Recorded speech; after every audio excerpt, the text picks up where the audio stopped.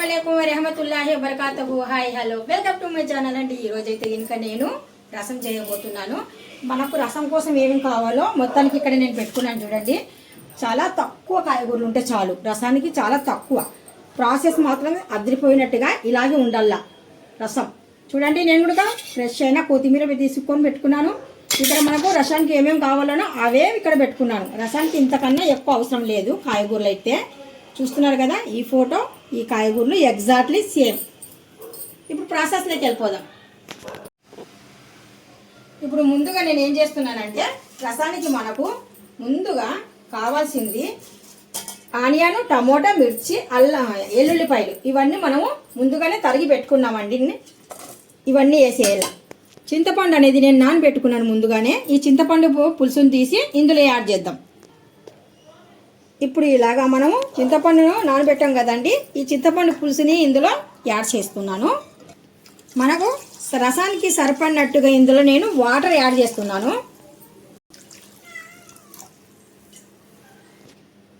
కొద్దిగా రసానికి సరిపడినట్టుగా ఇక్కడ నేను పసుపు కూడా యాడ్ చేశాను, కారం పొడి కొద్దిగా, టేస్ట్కి సరిపోయినట్టుగా సాల్ట్। ఇక్కడ మనం ముందుగానే కొద్దిగా తాజాగా ఉన్న కర్రీ లీఫ్ కూడా ఇందులో వేసేస్తున్నాము। కొద్దిగా ఫ్రెష్ అయిన కొత్తిమీర కూడా ఇందులో యాడ్ చేశాను। రసం అంటే కంపల్సరీ రసంలో బెల్లం ముక్క పడాల్సిందే। ఇందులో నేను మనకు రసానికి సరిపోయినట్టుగా బెల్లం అనేది తురిమి వేస్తున్నాను।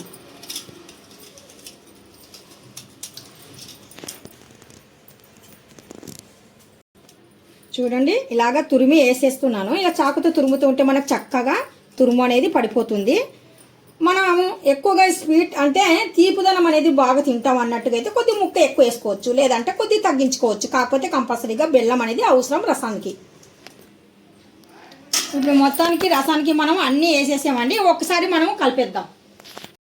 ఇప్పుడు మనం ఒక్కసారి ఇలాగా మొత్తం వేసాం కదా, కలిపేద్దాం। వావ్, చూస్తుంటేనే నోరు ఊరుతుంది కదా। మీకైతే ఏమనిపిస్తుందో నాకు తెలియదు, కానీ నాకైతే నిజంగా నోరు ఊరుతుందండి। ఇప్పుడు స్టవ్ వెలిగించేసి మనం చేసి పెట్టిన రసంని ఇలాగా స్టవ్ మీద పెట్టేసి బాగా మరిగిద్దాం। ఇప్పుడు మన రసానికి మొత్తానికి అయిపోయింది అనుకుంటున్నారా? లాస్ట్లో ఇదే చివరిలోనండి మనకు టేస్ట్ ఇచ్చేది। ఇక్కడ నేను రసం పౌడర్ తీసుకొని రసం పౌడర్ కూడా ఇందులో యాడ్ చేస్తున్నాను। మళ్ళీ ఒక్కసారి రసం పౌడర్ వేసిన తర్వాత ఒక్కసారి అలాగా గిర్రుమని తిప్పేద్దాం। ఇప్పుడు తిప్పేసిన తర్వాత ఇప్పుడు మనం ఇక్కడ క్లోజ్ చేసేద్దాం। ఇప్పుడు మరిగేంత వరకు మనం వెయిట్ చేద్దాం। చూస్తున్నారు కదా, రసం అనేది మనకు అంత బాగా మరగాలి, ఇలాగ మరగాలి, అంతవరకు మనం వెయిట్ చేయాలన్నమాట। తాలింపు వేయనిగా ఒక చిన్న గిన్నె పెట్టుకున్నానండి। ఇప్పుడు చూద్దాం, తాలింపు వేస్తున్నాను। ఇప్పుడు మనకు తాలింపుకు సరిపోయినట్టుగా ఇక్కడ నేను ఆయిల్ అనేది యాడ్ చేశానండి। ముందుగా నేను ఇక్కడ జీరా వేస్తున్నాను, ఆవాలు, కొద్దిగా కొత్తిమీర, కరివేపత్తా,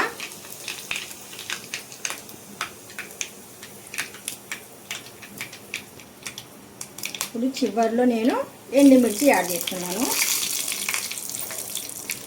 ఎండుమిర్చి మాత్రం చాలా చివరిలో వేయండి, ఎందుకంటే కనుక ఫాస్ట్గా అవి నల్లబడిపోతాయి, అంటే మాడిపోతాయి।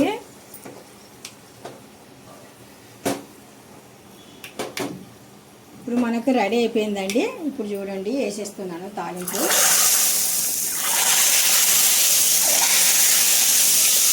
చూడండి వేసేలోపే మనము చల్లగా అయిపోతాయి ఎండుమిర్చి। తాలింపు వేసిన గిన్నె వదలకుండా ఒక్కసారి ఇలాగా తాలింపు గిన్నెలోకి మళ్ళీ ఇలాగ వేసి రసం అనేది తిరిగేయండి। అలా తిరిగేసిన రసం చాలా టేస్ట్ అన్నమాట। ఇప్పుడు ఒక్కసారి నేను కలిపి మీకు చూపిస్తున్నాను। చిన్న చిన్న ముక్కలు ఆనియన్ ముక్కలు, అక్కడక్కడ పచ్చిమిర్చి, ఎక్కడో ఒక దగ్గర టమోటా, అలా కనిపించిందే రసం। సాంబార్ అయితే కనుక నిండుగా వేసుకుంటారు, రసంలో అయితే కనుక అక్కడక్కడే కనిపించాలి। చూస్తున్నారు కదా, గుమగుమలాడే మన రసం రెడీ। మీకు మాత్రం ఈ వీడియో కంపల్సరీ నచ్చే ఉంటుంది కదండి।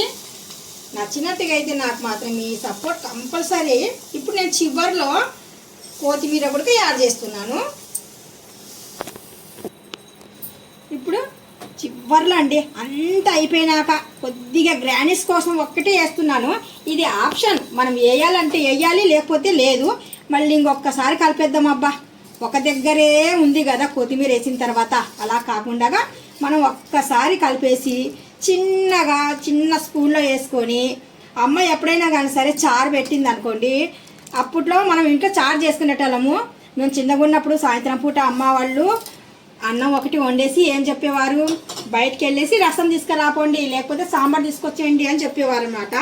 అప్పుడు మేము బయట నుండి వచ్చినాక ఇంట్లో సాంబార్ బకెట్ పెట్టిన తర్వాత, రసం బకెట్ పెట్టిన తర్వాత మేము చిన్న స్పూన్తో ముందుగా టేస్ట్ చూసేటోళ్ళము. ఇప్పుడు నేను కూడా ఇక్కడ టేస్ట్ అనేది చూస్తున్నానండి.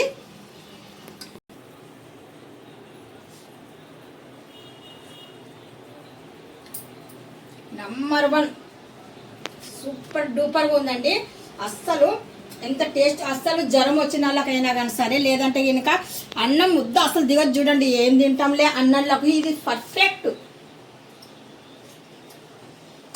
చారు చూసి పెట్టుకోండి, చాలా టేస్ట్ కమ్మదనం. ఇది చారు అయితే కాదండి, నేను చేసింది రసం. ఎందుకంటే మనం బెల్లం యాడ్ చేసాం కదా. ఇప్పుడు ఎగ్జాక్ట్ మీకు ఫోటో చూపిస్తాను చూడండి. ఎగ్జాక్ట్లీ ఇలాగే పెట్టండి. కమ్మదనం అనేది ఏ మాత్రం తగ్గకుండా మనకు.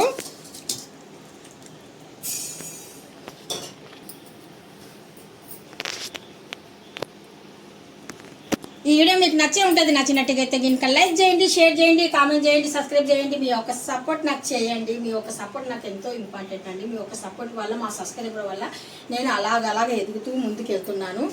Thank you so much. అల్లా హాఫీజ్.